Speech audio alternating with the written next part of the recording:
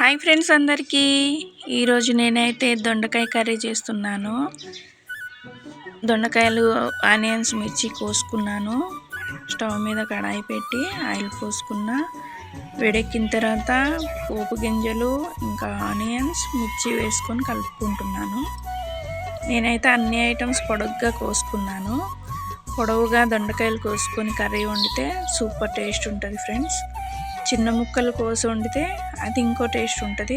కావాలంటే రెండు ట్రై చేసి చూడండి. ఆనియన్స్ అయితే మగ్గుతున్నాయి, ఇంకా దొండకాయలు వేసుకుంటున్నాను. ఇంకేంటి ఫ్రెండ్స్ విశేషాలు చెప్పండి. దొండకాయలు సన్నగా కోసుకుంటే త్వరగా మగ్గిపోతుంది, కర్రీ త్వరగా అయిపోతుంది అన్నమాట. చూడండి కలర్ చేంజ్ అవుతుంది. కొంచెం మెంతాకు వేసుకుంటున్నాను. నా ఛానల్ సబ్స్క్రైబ్ చేసుకోండి ఫ్రెండ్స్.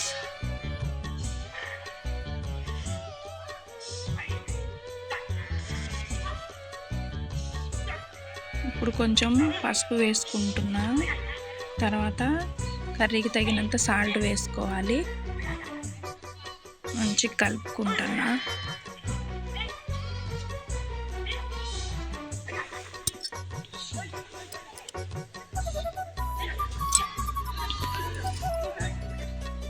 ఇంకేంటి ఫ్రెండ్స్ చెప్పండి. ఇదిగోండి మా నాని చూడండి పక్కన పునుగులు వేస్తున్నాడు. చట్నీ కూడా కంప్లీట్ అయిపోయింది. ఎందుకంటే పొద్దున్నే బాక్స్ కట్టాలని అన్నీ ఒకేసారి చేస్తున్నాం అన్నమాట.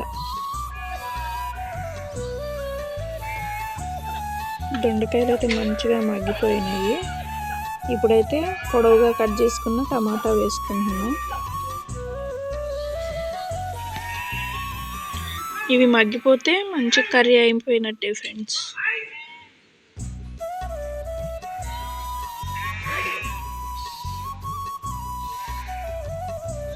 కర్రీ అయితే కంప్లీట్ అయిపోయింది చూడండి. ఓకేనా ఫ్రెండ్స్, మీరు కూడా ట్రై చేయండి.